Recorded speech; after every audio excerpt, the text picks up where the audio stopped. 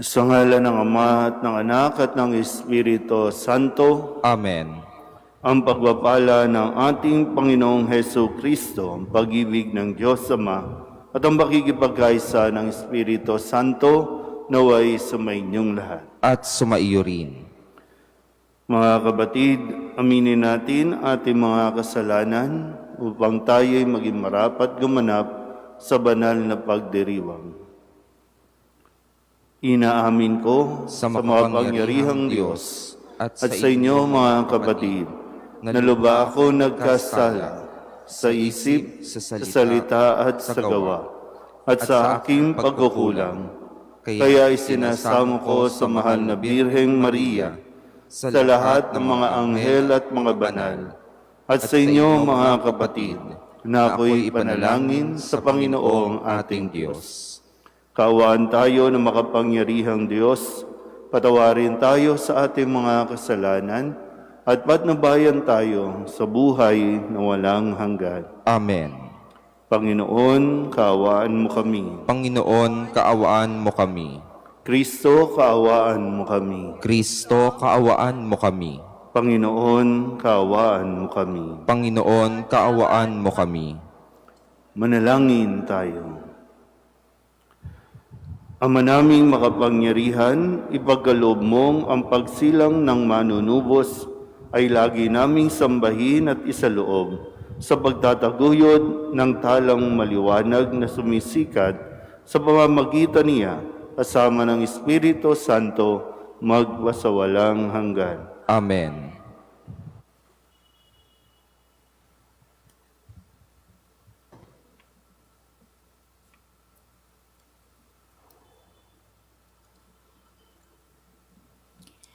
Pagbasa mula sa unang sulat ni Apostol San Juan.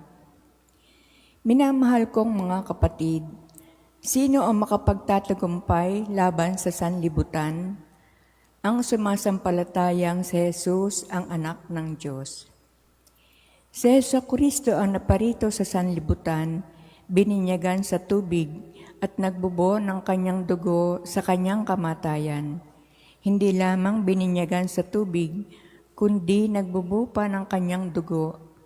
Ang Espiritu ang nagpapatotoo tungkol dito, sapagkat ang Espiritu ay katotohanan. Tatlo ang nagpapatotoo, ang Espiritu, ang tubig at ang dugo, at nagkakaisa ang tatlong ito. Tinatanggap natin ang patotoo ng tao, ngunit lalong matibay ang patotoo ng Diyos, at iyon ang patotoo ng Diyos tungkol sa kanyang anak. Ang sinumang nananalig sa anak ng Diyos ay naniniwala sa patotoong ito. Ngunit ang ayaw maniwala sa Diyos ay ginagawang sinungaling ang Diyos, sapagkat hindi siya naniniwala sa patotoo nito tungkol sa kanyang anak.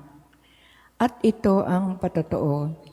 Ipinagkaloob sa atin ng Diyos ang buhay na walang hanggan, at ito'y makakamta natin sa pamamagitan ng kanyang anak. Ang pinananahan ng anak ng Diyos ay may buhay na walang hanggan, ngunit wala nito ang hindi pinananahanan ng anak ng Diyos. Isinulat ko ito sa inyo upang malaman ninyo na kayong nananalig sa anak ng Diyos ay may buhay na walang hanggan. Ang salita ng Diyos. Salamat sa Diyos. Purihin mo, Jerusalem, ang Panginoong butihin. Purihin mo, Jerusalem, ang Panginoong butihin. Purihin mo, Jerusalem, purihin ang Panginoon. Purihin mo ang iyong Diyos, kayong mga taga-Siyon. Yaong mga pintuan mo ay siya ang nag-iingat, ang lahat ng iyong lingkod ay siya ang nagbabasbas. Purihin mo, Jerusalem, ang Panginoong butihin. Ginagawang matahimik yaong mga hangganan mo, bibigyan kang kasiyahan sa kaloob niyang trigo. Kung siya ay naguutos, agad itong natutupad, dumarating sa daigdig na hindi na nagluluwat. Purihin mo, Jerusalem, ang Panginoong butihin. Kay Jacob niya ibinigay ang balita at pabilin, Ang tuntunit mga aral ibinigay sa Israel. Ang ganitong karapatan ay wala ang ibang bansa, pagkat hindi nila batid ang utos na itinakda. Purihin ang Panginoon. Purihin mo, Jerusalem, ang Panginoong butihin.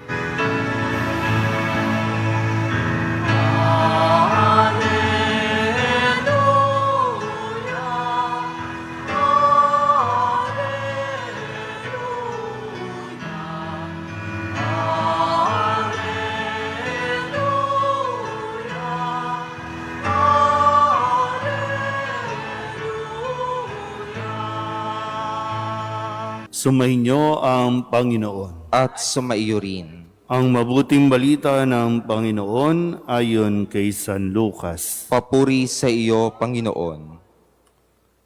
Noong si Jesus ay nasa ibang bayan, isang lalaking ketongin ang lumapit sa kanya. Pagkakita ng ketongin sa kanya, ito'y nagpatira pa at namanhik sa kanya. Ginoo, kung ibig po ninyo, ako'y inyong mapagagaling.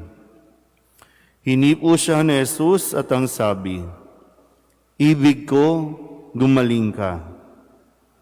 Pagdakay nawala ang kanyang ketong at pinagwilinan siya ni Jesus. Huwag mong sasabihin ito kanino man. Sa halip ay pumunta ka sa saserdote at pasuri. Pagkatapos maghandog ka ng haing iniuutos ni Moises bilang patotoo sa mga tao na magaling ka na. Ngunit lalo pang kumalat ang balita tungkol kay Jesus. Kaya't dumagsa ang napakaraming tao upang makinig at magpagamot sa kanya. At si Jesus ay laging nagpupunta sa ilang na pook at nananalangin. Ang mabuting balita ng Panginoon. Pinupuri ka namin, Panginoong Heso Kristo. Isang magandang umaga po sa inyong lahat. At sa ating pong kwento sa Ebanghelyo sa araw na ito ay isang ketongin. Ang isang taong may sakit na katulad ng ketong, ito po ay nung panahong ito, dahil wala pa itong lunas, wala pa itong gamot, kapag nagkaroon ka ng sakit na ito, hihintayin mo na lang talagang maubos ka. Hihintayin mo na lang na unti-unti malalagas ang mga bahagi ng iyong katawan, maagnas, matatanggal na lang yung iyong tenga o kaya mata, kung ano man. At lalong-lalo na kapag ang isang ketong, taong may ketong, ito ay ilalabas o ilalayo. Kahit ang mismong pamilya mo hindi makakalapit sa iyo dahil ito ay nakakahawa. Kaya nga, binabalutan na nila ang kanilang buong katawan, para lamang dahil nga magsusugat, at kung ano-ano pang talagang pandidirihan ka ng tao. Kaya ilalabas ka at para mabuhay ang isang taong may ketong, ito ay mamamalimos o kaya naman ay talagang magmamakaawa na lang. Kung kaya't, sa pagkakataong ito, nalaman niya na naroroon sa Jesus at naririnig niya ang tungkol kay Jesus. Kaya dito, sabi dito, dahil bawal hawakan ang isang taong may ketong, bawal din siyang dumikit o lumapit kung kanino man, pero dito po ay talagang lakas loob siyang lumapit. Siguro naman may distansya na lumapit at nagpatira pa at nakiusap sa kanya. Madali naman pong kausap si Jesus. Kasi nung sabihin niya, Ginoo, kung ibig po ninyo, gagaling ako o maaari ninyo akong pagalingin. Hinawakan siya ni Jesus. Bawal na bawal yon sa kultura ng mga Hudyo na hawakan ang isang taong may sakit, ketong pa. Pero tinanggal yun ni Jesus, brinik niya yung kung anumang mga kultura na nagsasabing bawal lapitan, bawal hawakan, bawal kausapin. Dahil alam ni Jesus at naunawaan ni Jesus ang pangangailangan nitong taong may sakit na ito.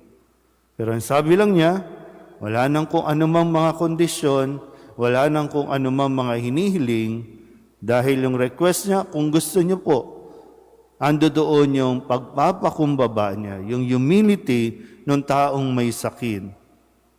Kung ibig po ninyo, mapagagaling ako. At sinabi ni Jesus, matapos itong hawakan, ibig ko, gumaling ka. At gumaling yung taong may ketong. At saka siya ibinigyan ng instructions kung ano ang susunod niyang mga gagawin. Di ba po, sadyang magandang paalala ito sa atin. Gusto ng Diyos, gumaling tayo. Pero bakit ba hindi tayo gumagaling? Baka lang marami tayong mga keme-keme, Marami tayong mga, minsan pinangungunahan pa natin ng Diyos. Simple lang naman, Ibig ko, gumaling ka. Kaya lang, tayo, patuloy naman tayong nagdududa kasi ang gusto natin ay talagang magkaroon ng ingranding ipapakita ang Diyos para tayo gumaling. Kung kaya, kung tutuusin, magaling na tayo pero hindi natin ito nakikita. Kasi gusto natin nga talagang pang-viral yung gagawin sa atin. Yung pang talagang big time na gagawin sa atin. Ang kailangan lang naman, manalig tayo. Ang kailangan din, sabayan natin ang ating pananalig ng pagpapakumbaba. Nakikiusap lang tayo sa Diyos, hindi tayo dapat magdemand. Kung ibig niya, gagaling tayo.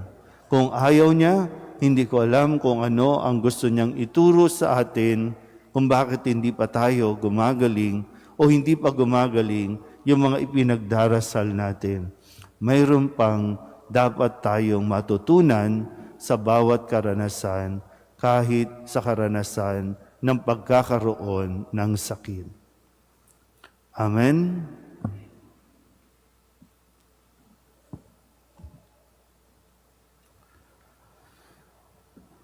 Katulad ng ketongin sa Ebanghelyo na humingi ng tulong upang siya ay gumaling, lumapit rin tayo ngayon ng buong pagtitiwala sa ating Amang nasa langit, upang tugunin niya ang ating mga panalangin.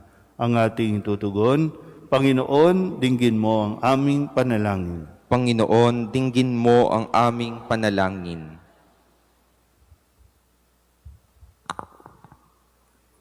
Ang simbahan naway hindi tumalikod sa kanyang tungkuling kumalinga sa mga itinakwil ng lipunan. Manalangin tayo sa Panginoon. Panginoon, dinggin mo ang aming panalangin. Ang mga sayantipiko at mga mananaliksik ng medisina naway makatuklas ng lunas para sa mga di pang kaniniwang karamdaman. Manalangin tayo sa Panginoon. Panginoon, dinggin mo ang aming panalangin. Ang aming pamayanan naway dumamay ng may pagmamahal at pagkalinga sa mga iniiwasan at pinagdidirihang kasapi ng ating sambayanan. Manalangin tayo sa Panginoon. Panginoon, dinggin mo ang aming panalangin. Ang mga pamilya, kamag-anak at kaibigan naway tumugon sa pangangailangan ng mga may sakit. Manalangin tayo sa Panginoon. Panginoon, dinggin mo ang aming panalangin. Ang mga namatay kay Kristo, naway tanggapin ng may pag-ibig at habag sa kaharian ng Diyos. Manalangin tayo sa Panginoon. Panginoon, dinggin mo ang aming panalangin. Idulog din natin sa Panginoon ang ating mga personal na kahilingan, mga panalangin para sa ating mga pamilya. Kasama din ang mga kahilingan ng mga nanonood sa online. Lahat ng mga misang pasasalamat, espesyal na intensyon, agarang paggaling ng mga may sakit, tang lahat ng mga kaluluwa na inihiling na ipagdasal sa misang ito.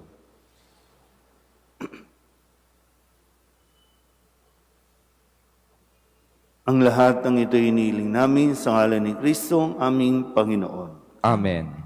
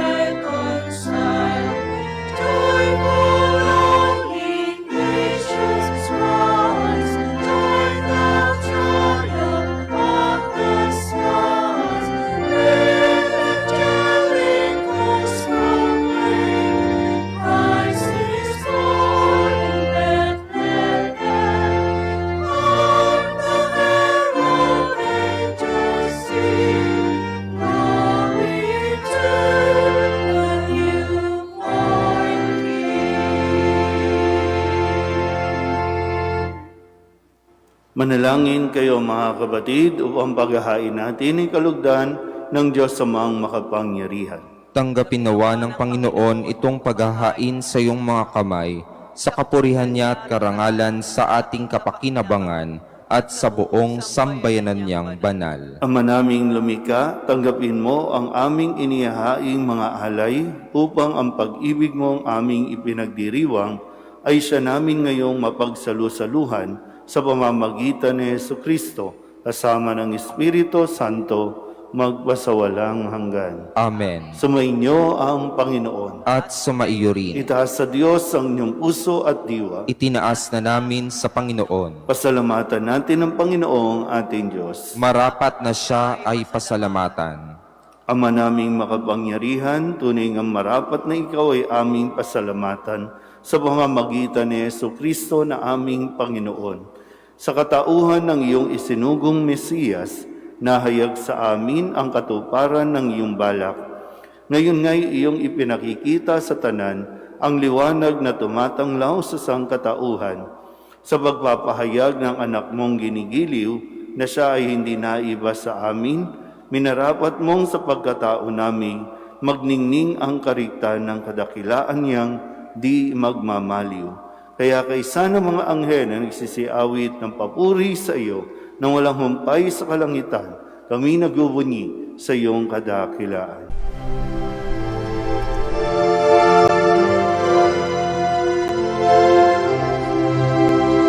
Santo, Santo, Santo, Panginoong Diyos makapangyarihan, napupuno ang langit at lupa ng kalwalhatian mo. Hosana sa kaitaasan, pinagpalang na paririto sa ngalan ng Panginoon. Hosana sa kaitaasan.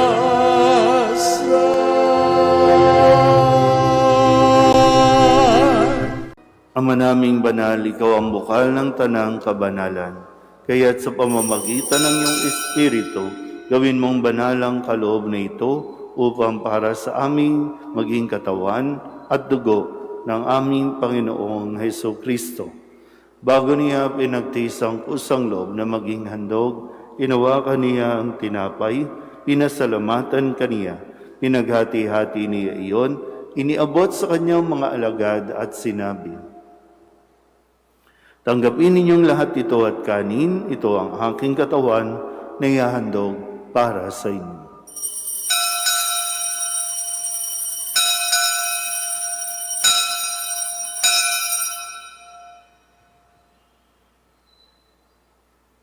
Gayun din naman nang matapos ang hapunan, inawakan niya ang kalis, muli kaniyang pinasalamatan.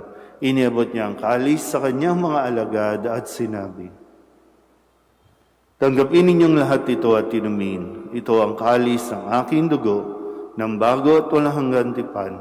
Ang aking dugo na ibubuhos para sa inyo at para sa lahat, sa kapagpapatawad ng mga kasalanan. Gawin ninyo ito sa pag-alaala sa akin.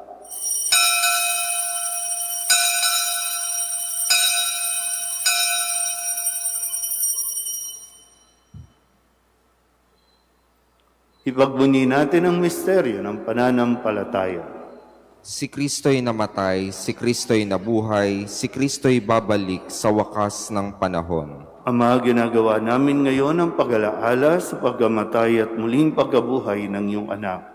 Kaya tiniaalay namin sa iyo ang tinapay na nagbibigay buhay at ang kalis na nagkakaloob ng kaligtasan. Kami nagpapasalamat dahil kami iyong minarapat na tumayo sa harap mo para maglingkod sa iyo. Isinasamo namin kami magsasalo-salo sa katawan at dugo ni Kristo ay mabuklod sa pagkakaisa sa pamamagitan ng Espiritu Santo. Ama, lingapin mo ang iyong simbahang laganap sa buong daigdig. Huspusin mo kami sa pag-ibig kay San Leon na aming Papa at ni Jose na aming Obispo at ng Tanang Kaparian. Alalahanin mo rin ang mga kapatid naming nahimlay na may pag-asang sila'y muling mabubuhay, gayon din ang lahat ng mga pumanaw. Kawaan mo sila at patuloyin sa iyong kaliwanagan. Kawaan mo at pagitapatin kaming lahat na makasalo sa iyong buhay na walang wakas. Kaysa ng mahal na Birheng Maria na Ina ng Diyos, ng kabiyak ng puso niyang sa San Jose, kaysa ng mga apostol at ng lahat ng mga banal na namuhay dito sa daigdig ng kalugod-lugod sa iyo, may pagdiwang nawa namin ang pagpupuri sa ikararangal mo sa pamamagitan ng iyong anak na aming Panginoong Heso Kristo. Sa pamamagitan ni Kristo, kasama niya at sa Kanya, ang lahat ng parangal at papuri ay sa iyo, Diyos Amang makapangyarihan, kasama ng Espiritu Santo, magpasawalang hanggan.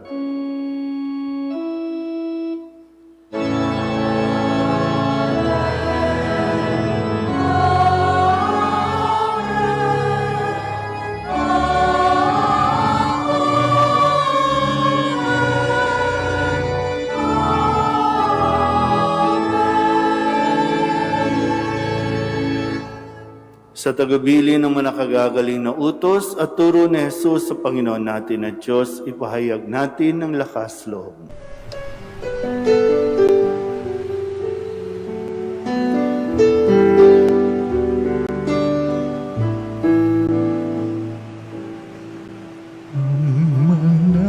namin sumasalang ka, sambahin ang ngalan mo,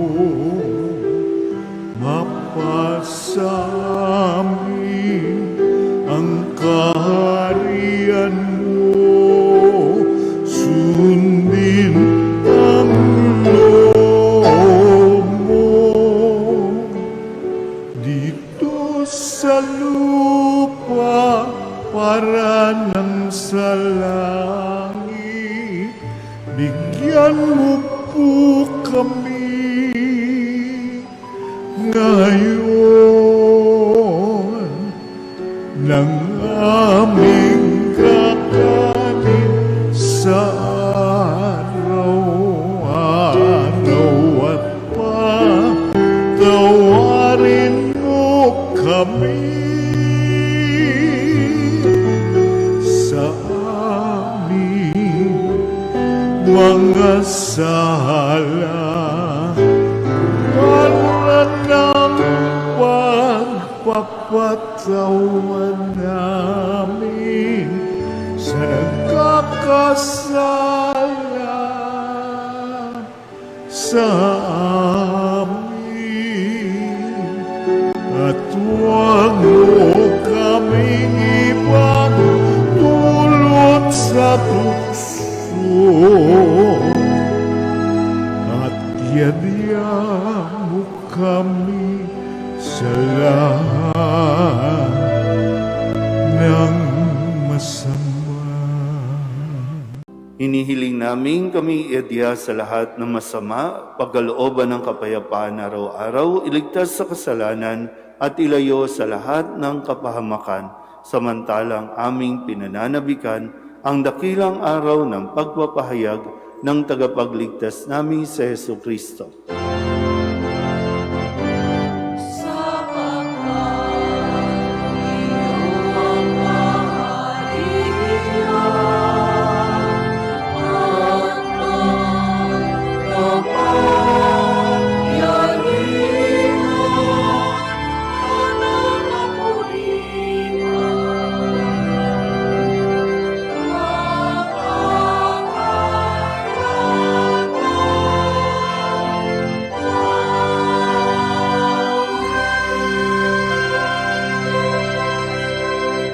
Panginoong Heso Kristo, sinabi mo sa iyong mga apostol, kapayapaan ang iniiwan ko sa inyo, ang aking kapayapaan ang binibigay ko sa inyo. Tunghayan mo ang aming pananampalataya at huwag ang aming mga pagkakasala.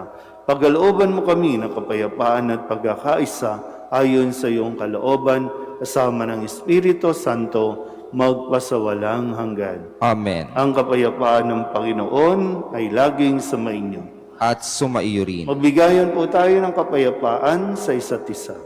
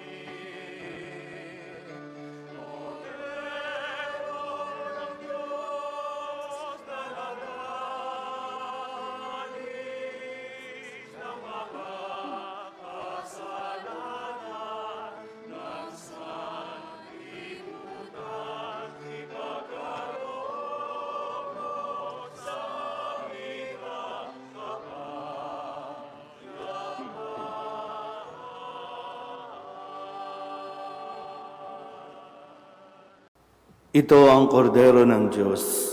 Ito ang nag-aalis ng kasalanan ng sanlibutan. Mapalad ang mga inaanyayahan sa kanyang piging. Panginoon, hindi ako karapat-dapat na magpatuloy sa iyo, ngunit sa isang salita mo lamang ay gagaling na ako.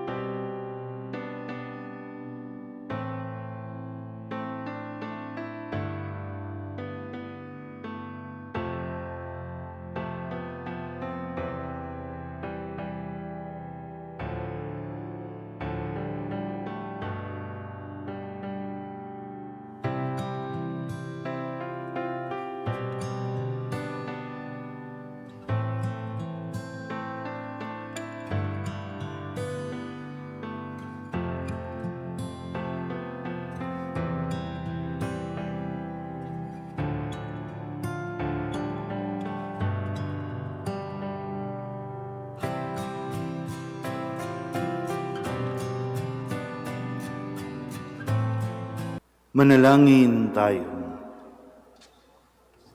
Ama naming mapagmahal, ang ipinagkaloob mong aming pinagsaluhan ay mapakinabangan nawa namin araw-araw upang sa pagtanggap namin sa iyong ibinigay, kami pagintapating maging hain sa iyo kailanman sa pamamagitan ni Jesucristo kasama ng Espiritu Santo magpasawalang hanggan. Amen. Sumainyo ang Panginoon At sumaiyo rin. at pagpalain kayo ng makapangyarihang Diyos, Ama at Anak at Espiritu Santo. Amen. Tapos ang banal na misa, humayo tayo sa kapayapaan ni Kristo. Salamat sa Diyos. Magandang umaga po. Nuestro Padre Jesus Nazareno, sinasamba ka namin, pinipintungo ka namin, aral mo ang aming buhay at kaligtasan. Nuestro Padre Jesus Nazareno, iligtas mo kami sa kasalanan. Ang krus mong kinamatayan ay sagisag ng aming kaligtasan. Nuestro Padre Jesus Nazareno, dinarangal ka na amin. Nuestro Padre Jesus Nazareno, nilulwalhati ka namin. Nuestro Padre Jesus Nazareno, dinarangal ka na amin. Nuestro Padre Jesus Nazareno, nilulwalhati ka namin.